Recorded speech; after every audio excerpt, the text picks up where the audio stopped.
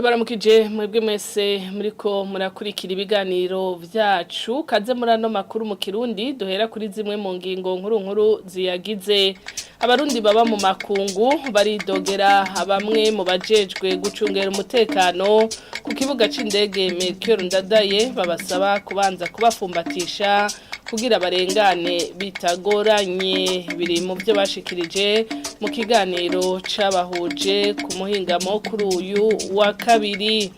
Haradutse umuriro mwijoro ryo kuri wa kabiri muri quartier Birimba y'igisagara ca Rumonge. Abantu babiri barahiye ku maguru, imodoka, inzu n'ivyarimwo biratokombera. Mu gipolisi mu Rumonge bavuga ko icateye uwo muriro kitaramenyekana. Muca mubikurikira mu kanya mw'idonido ry'ano makuru.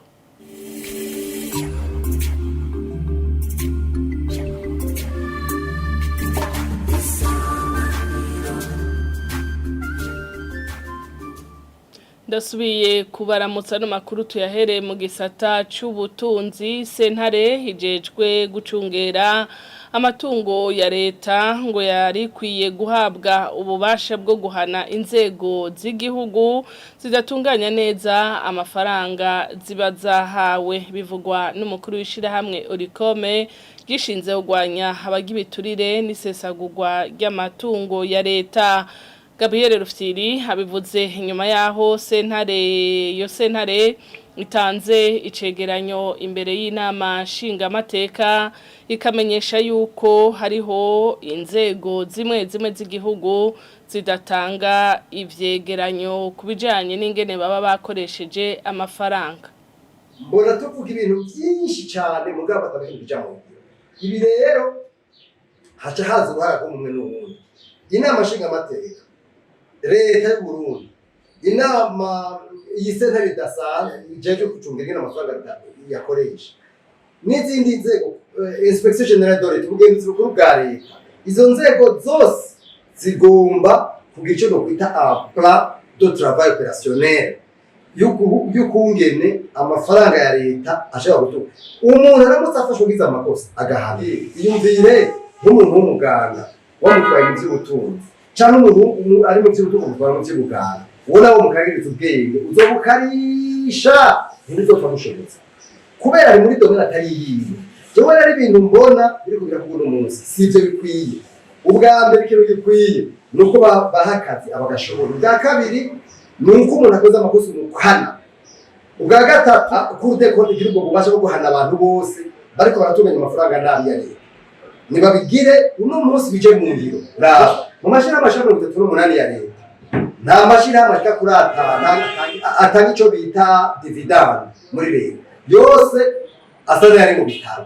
None sindi kicegere no kibona ubusu none nta ngatanga eka hanyuma twaguma tugarukana bya bindi atari muzafashwa. Umva bizogenda ni bya bindi abantu bashigwa mu bibanza barimo badakwiye kubera biruka mu mugambo utwara.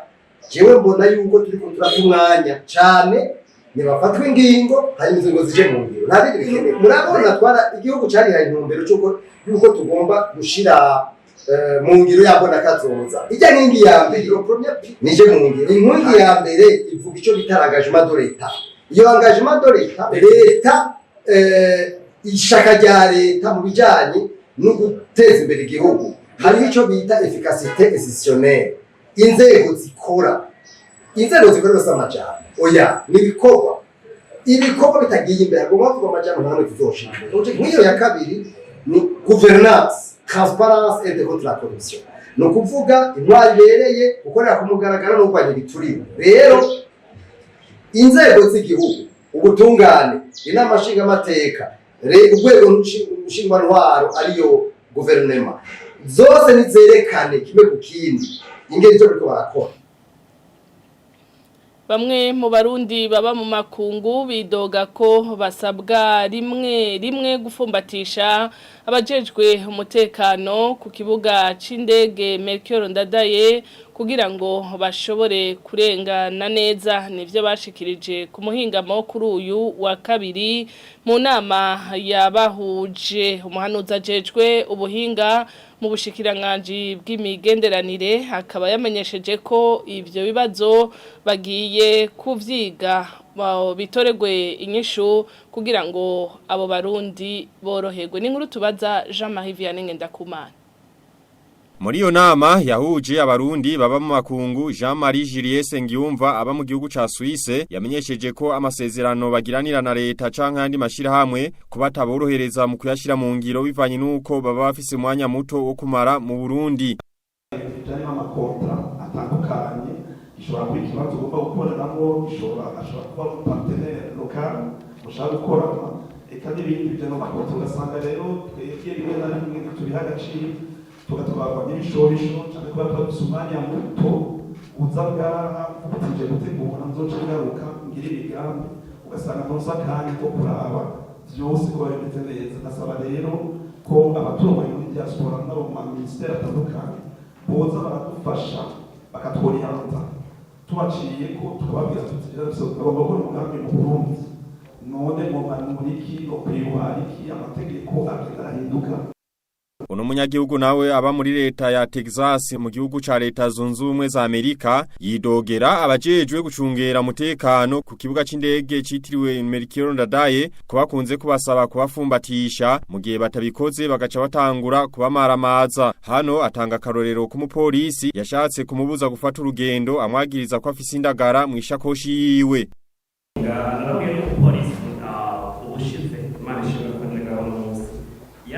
Bahagaritse kwibarabara anagiriza ko ofisi indagara mu indege jewe nibaza indagara zari wanje n'imbege ryari ry'iwanje nahatse gusiba indege kubera ico kibazo none kubera abapolisi mu kazi by'ukuri burabigisha ibyo bakwiye gukora hose wari wese urumva ko abavuye mu Burundi katakora ibibera abakiriya neza.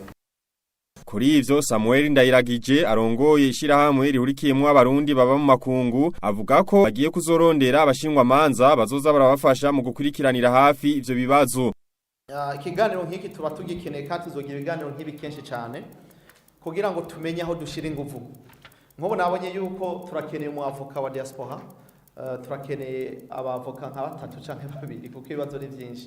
Ivyo we tugiye kubishira vuba bwangu.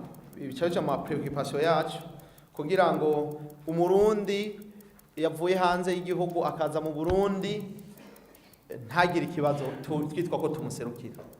Ibibazo byo kuri aeroport n'utundi tugeso ivyo navyo nyene ntaco turafise ababijejwe tuzobishikana uko nyene mwagiye murabiduhereza kugira ngo bitore umuti.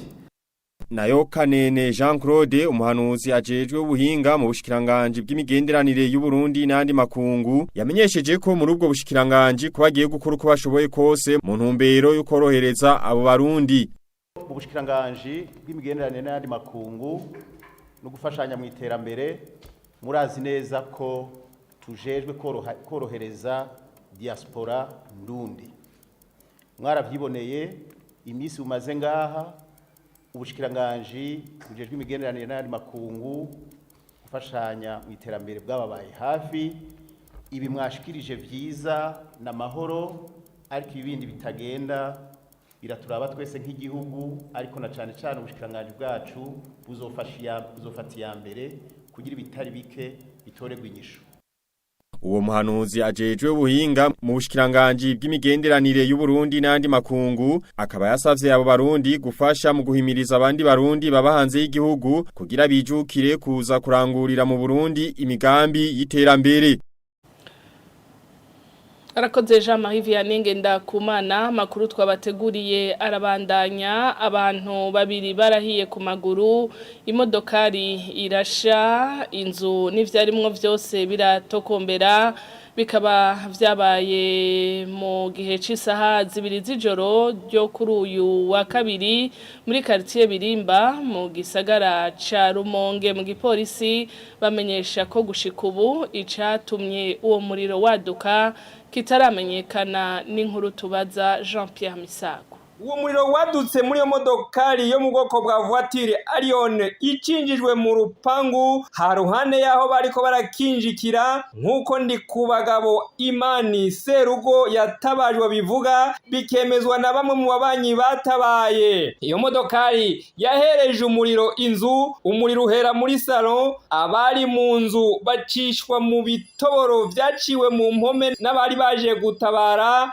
Imateri imwe barashobora kuyikiza nk'uko Imana bivuga. We arashima ko ikamyo izimya umuriro y'igipolisi kijejwe gukinga impanuka no gutabara mu gihe cibiza n'isibe yahashitse igashobora kuzimya inzu y'umubanyi yari ifashwe. Ariko bamwe mu babanyi biwe bidoga ko haciye hafi isaha batabaje ariko itarahashika, bagasaba ko muri mwe n'ivyo bihe yonyaruka gutabara. Mu gipolisi mu Rumonge ntibahakana ko iyo kamyo izimya imiriro yacerewe gato, basigura ko vyatumwe nuko babanje kurondera aho bakura amazutu ikoresha. Ariko ngo naho ayo mazutu abonekeye ntivyoroshe gushika aho uwo muriro wari wadutse, bivanye nuko abubatse muri ako gace batayisigiye inzira ikwiye, bagahanura bubaka ko bokwamana ntaryo bibuka gusiga inzira yo kwifashishwa hadutse mwene iryo sanganya. Arakoze na mugenzi wacu Jean Pierre Misago. Haraciye imyaka 37 umuririmbyi yavuza umudiho wa reggae wo mu gihugu ca Jamaica Peter Tosh ashengeye ivyumviro yacisha mu muziki wiwe vyari bihagaze kukugwanira amahoro bene ubutungane kuri bose. Ari mu bashikanye umudiho wa reggae kure ku rwego mpuzamakungu bari kumwe na mugenzi we Bob Marley. Reka Christian Xavier abitubwire. I said everyone is crying out for peace. I say ni mwijoro ryo kwa 11 Nyakanga mu 1987 umuririmbyi Peter Tosh yibereye iwe mu gisagara ca Kingston mu gihugu ca Jamaica ari kumwe n'abagenzi we n'umupfasoni wiwe Maureen Brown bene wamuvugiriza ingoma batteur Carlton Santa Davids. Yari joro ritekanye ryahindutse ribi ni mu gihe bategwa n'abagabo batatu bitwaje ibigwanisho bararasa. Peter Tosh acagwaho nyene. Mu ndirimbo ziwe yaraharanira agateka kazina muntu nko muri no rurimbo Equal Rights and Justice. Imvyi Peter Tosh yaravuze n'ibicurangisho bitandukanye nk'igitari, akagoma bita percussion be na piano. Yararimbanye n'ibihangange mu muziki wa reggae nka Bob Marley, nko muri kano karirimbo baririmbanye style reggae ku rwego mpuzamakungu. Babanje gukora iyindi midiho nka ska, rocksteady na soul. Umuziki wamenyekanye kuva mu 1963 gushika mu 1987. Peter Tosh yavuze igenekezo rya 19 gitugutu mu 1944 ashingira igenekezo rya 11 Nyakanga mu 1987 i Kingston afise imyaka 42 gusa.